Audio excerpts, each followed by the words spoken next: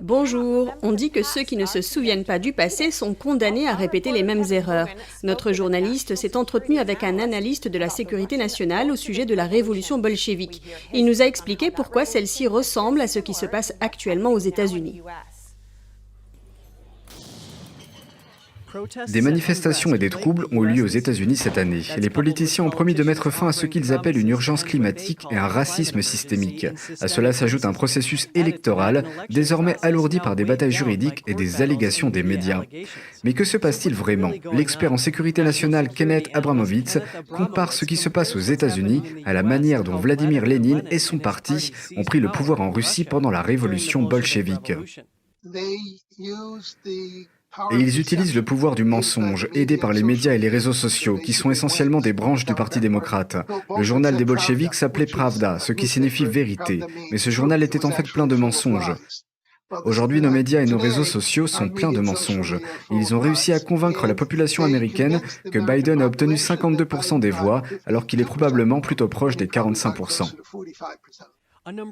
Un certain nombre de médias ont coupé le président Trump en plein discours le soir des élections, au moment où il a affirmé avoir gagné et a suggéré que quelque chose de suspect s'était produit lors des élections.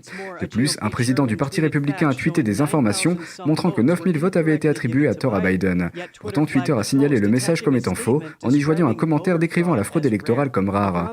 Abramovitz a souligné que les bolcheviks n'étaient pas le parti favori et n'ont obtenu que 25% des voix. Pourtant, Lénine et ses agents communistes sont arrivés au pouvoir. Selon lui, les grands médias ont convaincu le public que Biden avait obtenu la majorité des voix. Donc par une campagne de mensonges massive et ensuite une fraude électorale massive. Aussi, ils ont appris des bolcheviks en obtenant l'aide de forces armées telles que les Antifa et les Black Lives Matter, qui sont en fait la milice armée du Parti démocrate. Et le Parti républicain ne les a pas désarmés. Grosse erreur. De même, les bolcheviks ont créé le chaos avec leur milice armée et le tsar aurait dû tous les mettre en prison. Mais il ne l'a pas fait. En août, les manifestants de Black Lives Matter à Washington DC ont fait pression sur une cliente d'un restaurant pour qu'elle lève le poing en signe de solidarité. Selon Abramovitz, l'humiliation et l'intimidation sur le modèle maoïste sont inhérentes aux Antifa et aux Black Lives Matter et sont le reflet de l'influence chinoise et russe. Lénine a également fait 3 promesses irréalistes au peuple pour obtenir la popularité. Il s'agissait de la paix, la terre et le pain. Mais sous la direction de Lénine, le pays est tombé dans une guerre civile. Le gouvernement a confisqué la terre et rationné le pain, tuant ainsi environ 5 millions de personnes. Abramovitz compare ses idées au nouveau pacte vert, à la gratuité des frais de scolarité et au mouvement violent qui crie au racisme systémique. Il y a des histoires fausses qui ne sont pas crédibles parce que par définition, les histoires fausses ne peuvent pas être crédibles.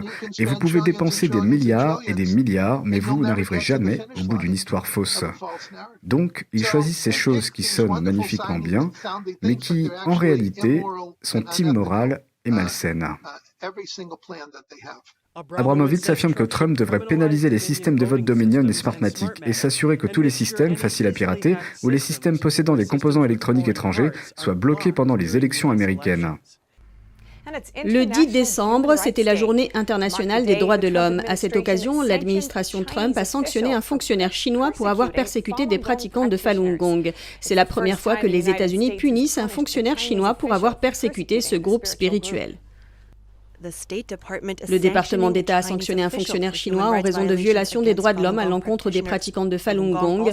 Le Falun Gong, également connu sous le nom de Falun Dafa, est une pratique spirituelle qui est persécutée par le régime chinois. Le secrétaire d'État Mike Pompeo a déclaré que les États-Unis refuseraient l'entrée à Huang Yuanxiong et sa femme. Huang est un chef de la police de la ville de Xiamen dans le sud du pays. Pompeo a déclaré « Huang est associé à des violations particulièrement graves de la liberté religieuse des pratiquants de Falun Gong, à savoir son implication dans la détention et les interrogatoires des pratiquants de Falun Gong en raison de leurs croyances. Le département d'État a sanctionné jeudi 17 fonctionnaires étrangers dont Huang. Le régime chinois persécute le Falun Gong depuis plus de 20 ans. Des millions de pratiquants ont été emprisonnés et il y a plus de 4000 décès documentés, bien que les experts disent que le chiffre réel est probablement beaucoup plus élevé. L'administration Trump a adopté une politique de plus en plus dure contre les violations des droits de l'homme du régime chinois. Des fonctionnaires et des entreprises qui ont restreint les libertés à Hong Kong et d'autres qui ont supprimé les musulmans ouïghours sont sur la liste des sanctionnés qui continuent de s'allonger. Le secrétaire d'État Mike Pompeo a déclaré que les États-Unis sont fiers d'être des leaders dans la défense des droits de l'homme dans le monde. Il affirme que cela honore la vision des pères fondateurs, à savoir que tous les peuples doivent être libres. Et un petit retour sur la banque UBS. Celle-ci a été poursuivie en justice à plusieurs reprises pour fraude fiscale en Europe et aux États-Unis. Les poursuites ont révélé que parmi les alliés de la banque figurent des personnalités politiques américaines de premier plan. Notre correspondant en France a rencontré une lanceuse d'alerte qui travaillait au sein du réseau UBS. La lanceuse d'alerte Stéphanie Gibault a organisé des événements pour les clients les plus fortunés de la banque UBS. Elle était au cœur de la stratégie de maillage de l'entreprise. En 2012, elle a quitté la banque en devenant lanceuse d'alerte. Son témoignage a joué un rôle majeur l'année dernière lorsque la France a condamné UBS pour avoir organisé des fraudes fiscales pour ses clients et infligé à la société une amende historique de 4,5 milliards de dollars. UBS a des liens avec des personnalités et nommément avec l'ancien ministre du budget français. En 2014, Stéphanie Gibault a demandé à être entendue par la justice américaine dans le cadre du procès du banquier M. Raoul Weil. Il était le numéro 3 de l'UBS en Suisse et directeur général de l'UBS Wealth Management. Il était soupçonné d'avoir organisé l'évasion fiscale de plus de 20 000 citoyens américains pour un montant atteignant 20 milliards de dollars américains en 2008. Pour Stéphanie Gibault, l'organisation de la fraude fiscale est la même que ce soit aux États-Unis ou en Europe. Pour elle, c'est une question de réseau. Le réseau est l'élément le plus important dans la gestion de fortune, parce que si vous faites confiance à la banque, alors vos amis et votre famille vont faire confiance à cette banque. Raoul Weil était également un ami du sénateur Robert Wolf, ancien président et directeur général d'UBS America. Et Robert Wolf est un ami proche de l'ancien président Obama. Un autre nom célèbre, également allié d'UBS, pourrait vous surprendre. Il s'agit de Clinton. Hillary Clinton était secrétaire d'État en 2009. Elle a aidé UBS à régler son affaire de fraude fiscale avec les services fiscaux américains la même année. Le fisc américain a demandé à la banque suisse de divulguer 52 000 noms d'évadés fiscaux américains présumés. Après la réclamation, la banque a fourni moins de 5 000 noms. En 2015, le Wall Street Journal a révélé les liens étroits entre la fondation des Clinton et la banque UBS.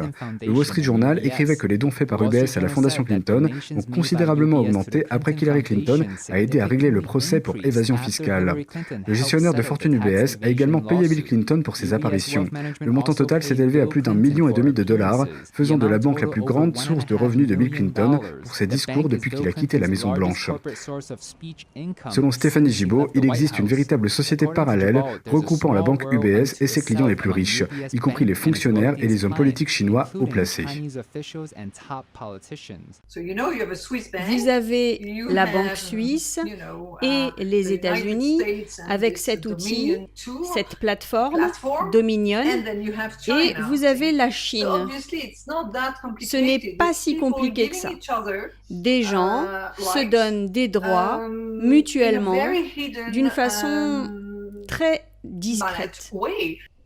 Le gouvernement américain et presque tous les États poursuivent Facebook en justice. Ils accusent l'entreprise d'avoir enfreint les lois sur la concurrence. Voici les détails. La Commission fédérale américaine du commerce et la quasi-majorité des États américains ont intenté un procès contre Facebook mercredi dernier, affirmant que le média social violait les lois sur la concurrence et devrait potentiellement être dissous. Cela pourrait signifier la mise en vente forcée de deux de ses plateformes majeures, Instagram et WhatsApp. Dirigée par le procureur général de New York, Laetitia James, la coalition de 46 États, Washington et l'île de Guam accuse le mastodonte des médias sociaux d'utiliser sa position dominante dans le secteur pour écraser la concurrence. Pendant près de 10 ans, Facebook a utilisé sa position dominante et son pouvoir de monopole pour écraser ses petits rivaux, étouffer la concurrence, tout cela au détriment des utilisateurs quotidiens. Les plaintes de mercredi accusent Facebook de se porter acquéreur de ses concurrents et elles se concentrent particulièrement sur ses dernières acquisitions, Instagram pour $1 milliard et de l'application de messagerie WhatsApp pour $19 milliards. Les régulateurs fédéraux et étatiques ont déclaré que ces acquisitions devraient être annulées. Facebook essaie d'asphyxier les petites entreprises qui ont refusé d'être rachetées. Ils ont également envoyé un message clair à l'industrie.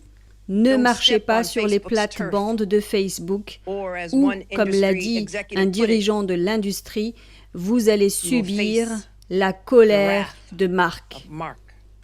Le directeur général de Facebook, Mark Zuckerberg, a déclaré aux employés en juillet, je cite, « Facebook ira sur le ring pour se battre contre cette contestation judiciaire visant à démanteler l'entreprise, la qualifiant de menace existentielle d'après les enregistrements des réunions internes de l'entreprise publiées par The Verge. » Le ministère américain de la Justice a poursuivi Google Alphabet en octobre dernier, accusant la société milliardaire d'utiliser son pouvoir sur le marché pour écarter ses rivaux.